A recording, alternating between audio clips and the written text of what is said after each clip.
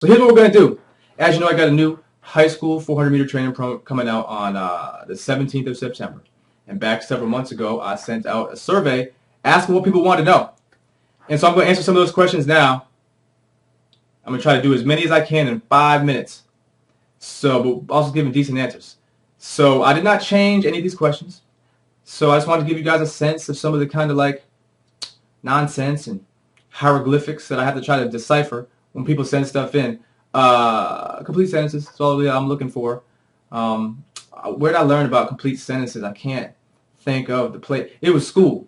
It was when I was in school, learning to write complete sentences. Please, people, I'm trying to help, but I can't decipher some stuff. And I did not read these questions in advance. I mean, I read them back when I was putting the program together or doing the outline for it, but I don't know specifically what's coming. So maybe this is a terrible idea. I don't know. You're watching this right now, so it must not have been that bad. Okay, question number one. Let's start this clock. Question number one, the facilities in which athletes train. Yeah, they train in facilities or at them. Number two, how to give 400-meter training for high school students meet time. I don't know what that means. I'm sorry. In trying to develop speed endurance, and special endurance during the short 12-week season, this is question number three. With midweek and Saturday meets, how do you get it all in? Well, you probably don't. Probably don't get it all in. It's not an ideal training situation. But what you have to do is remember that meets count as training volume. So, you know, if you're the type of person that likes to do special endurance in practice, well, now your special endurance is going to be the meet. If you're the kind of person that likes to do a lot of intensive tempo in practice, well, you're probably going to have to substitute that week's intensive tempo work for the meet. And then the following week, try to get back to that intensive tempo work. But it's not ideal. You're going to have to miss some things. Maybe you tell the kid, you give the kid at the meet, they do some races, then they do a circuit after, or they throw some medicine balls, it's outdoors. You got to try to find some way to get that in, but it's not a perfect situation. Maybe run a 400, 4x4, put them in a 600. Do some longer stuff if you need to get that in. Or if we're looking more to do speed endurance, if that's like your theme or that's the time of year you're in, maybe run them in the 100. Have them do long jump. Run the 4x1. That kind of stuff. Number four, good morning, coach. My 400-meter runners also play basketball here. We are a small school, about 100 boys. I usually don't see them until the second or third week of March. Makes for an even shorter season. I tried Clyde Hart, but it did not work out. Best time in the middle of May is 53 or 54 seconds. I have them run the 200 and 4x2 during the week, but only 400 and 4x4 on the weekend. Short season. Yes, that's tough, but here, the thing to remember with the basketball season, what are they doing? What are the qualities of basketball? Well, they're doing a lot of plyos, a lot of like bounding and hopping and jumping type exercises. So you have to think about that. And they're doing a lot of short acceleration work.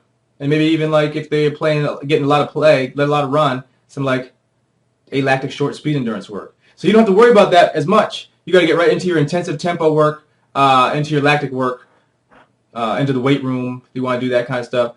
Address the qualities that aren't inherently addressed in basketball.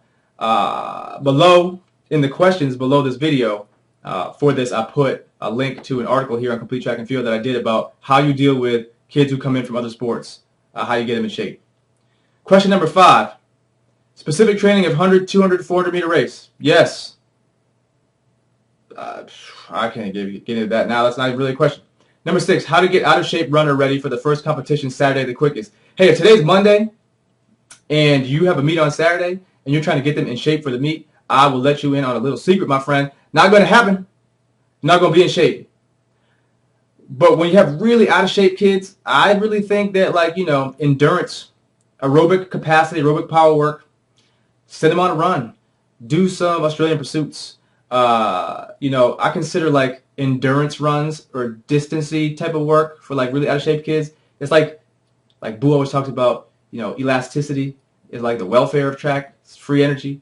You get it for free. I like to call, this isn't even a good comparison, but I like to call like endurance work, 400-meter runners, the McDonald's of training. And what I mean is McDonald's. I mean, you can eat it, and it's like, at least, you know, there's some of it is actual food. I mean, I know chicken nuggets aren't actual food. Actually, none of it's really food, but you can pass it for a little while. So you can do some of that stuff early and get like a little bit of base fitness and conditioning to get them to the point where they can do intervals. But you can't get somebody in shape in like 4 days. It's not going to happen.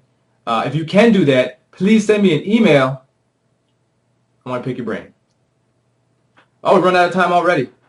Number 7 is a good one. Should the 400-meter runner be training over distance intervals, for instance, running repeat 600s? Should they? I don't know. Should they? Could they? Sure. Do you like to run 600s? Do you think that running 600s is going to get your particular group of 400-meter runners to be able to get around the track one time faster? If you think so, you should do repeat 600s. I mean, I don't know how many repeats you're going to do, depending on how fast they're going. If you don't think that that's going to get them around the track faster, you should probably not do it. So the answer is, if you say so. Number 8. This is probably going to be my last question. You know what? I'm just going to do 10 questions. Because you're not interested, you can just stop watching. Number 8. How much aerobic sessions are needed during general, specific preparation periods, even into pre-competition period? Also, what weight training sessions are needed during these periods, and what should one focus on? Wow, that's a lot. How many aerobic sessions are needed during the general specific preparation period? I mean, I guess it depends on what you mean by aerobic. Aerobic capacity, aerobic power, right? You're trying to roll your just like work capacity into that stuff. I'll tell you, I don't really, in the general preparation phase, maybe other than the first week, which is like kind of a different animal, I don't really do a lot of aerobic work. I don't really do that much extensive tempo, for example. Why? Because A, I'm afraid of shin splints, and B, I think that I can get more biomotor work in by doing circuits and other things than just doing a lot of extensive tempo. During the specific preparation period, I'm really not going to do any aerobic work. And pre-competition, I don't really believe in the pre-competition period in a 12-week high school season. You're looking at the last 4 weeks. You really need to divide that into pre-competition and competition. I think that's going overboard. So I do more like circuits. That's probably born out of the fact that I do not and have never had a track in the winter. So we have to find other ways to get in shape other than doing like, runs. So I don't do a lot of aerobic sessions. How many are needed? Depends on your athletes. Do you believe in that? You like a distance coach, a distance runner, and in your mind aerobic work is like the greatest thing that ever happened? All right, well then you're probably going to feel like they need more. But I would say if you're going to do any, more in the general, less in the specific, and none in the pre-competition period except for active recovery. What weight training sessions are needed during these periods, and what should one focus on? All right, obviously I can't get too deep into all this stuff here, but I'm a big believer in Olympic lifts. If you're going to spend some time in the weight room, do Olympic lifts.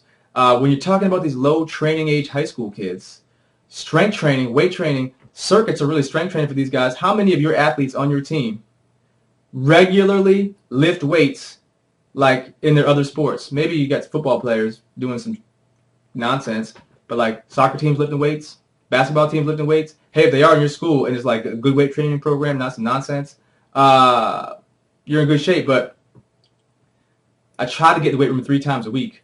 When you have dual meets, that's not happening. It's just not going to work. But I'm a minimalist.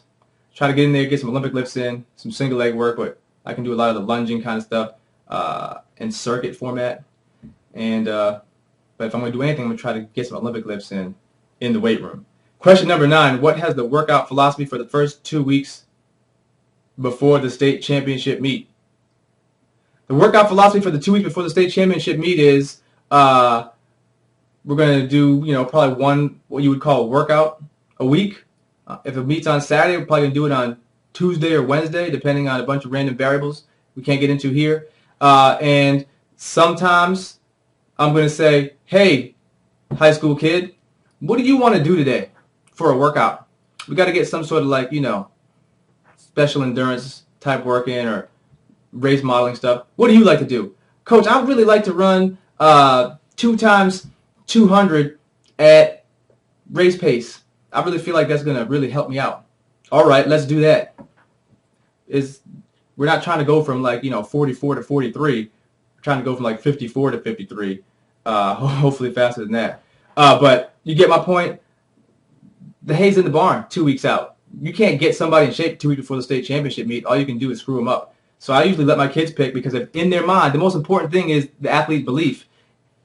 Lots of people, lots of kids, lots of coaches get good results with lots of different styles of training. To me, it's not really about the training, whether you do 600s and I do 150s. Right? My fastest 400-meter girl that I've ever had, because she thought she was a short sprinter, So I had to trick her by doing just like, more short runs with less rest and faster paces. She ran 57 and never run the 400, and in her life run 64 indoor, 57 outdoor. Never ran over 200 ever in practice because she would not try. So I just don't really think it really matters that much. Do they believe that they're in shape and they can go? That's what it comes down to. If you need like a magic bullet 2 weeks before the state meet, you're screwed. Sorry. Okay, last question. Wow, 5 minutes turned into like 37. Typical Latif style. Sorry, I don't know what's happening. I had a girl finish first in the 400 at the state meet this year. Nice job. I always seem like I'm battling shin splints. I have to train gingerly to prevent or with them. Is this related to the quantity and quality of training periodized through the season? Yeah, but see, that's again, that girl I just talked about, the previous year, I hadn't been in school. I got her when she was a senior. She missed like the last year because of stress fractures. And because she had technique issues and came from a volume type program. Battling shin splints, I don't really have shin splints that much, especially once we get past like, my dancer people who always point their toes down, because we do a lot of lower leg work, a lot of ankle mobility work. We focus on technique a lot, and we don't do that much volume. My intensive tempo volumes, right, never really go over 1,200 meters, 1,000, 900 to 1,200 meters max. Extensive tempo, we don't really do it. So we're doing a lot of like circuits and that kind of stuff that doesn't require that much running or that much pounding. We can do it on the grass. We can do it on the out in the field somewhere. That's how I get my biomotor work in, because again, we're not talking about these long. That's the problem when we study all these college coaches and elite coaches and try to model our programs after that. They don't have any idea what we're doing. We have 12 weeks. We can't start doing crazy stuff and work our way down and do all this volume stuff. We don't have time. It's like intensive tempo, week 1. So if she's getting shin splints, she's probably coming to a pounding stop too hard when she does her interval kind of stuff. So she needs to like take her foot off the gas. Not doing enough ankle mobility work, so she probably has, poor ankle mobility, or 3, just too much volume. So don't do so many runs. You'd be shocked at how little we actually run volume-wise in practice. All right, those are 10 questions. I meant to go 5 minutes. That did not happen. But you could have just stopped watching. If you have questions below, you can ask. I'm not going to start answering a million questions. I know that right now. I got too much stuff going on. But if you want to follow up on something about that's already been asked, that I just talked about in this video, go ahead. Make up new stuff. I'll cover that later, particularly in the program, because all this stuff is in the program, obviously. So that's it. Hope you had a good Labor Day weekend. Track season. Let's make it happen. Have a good day. Look forward to answering your questions. I'll answer some more questions later.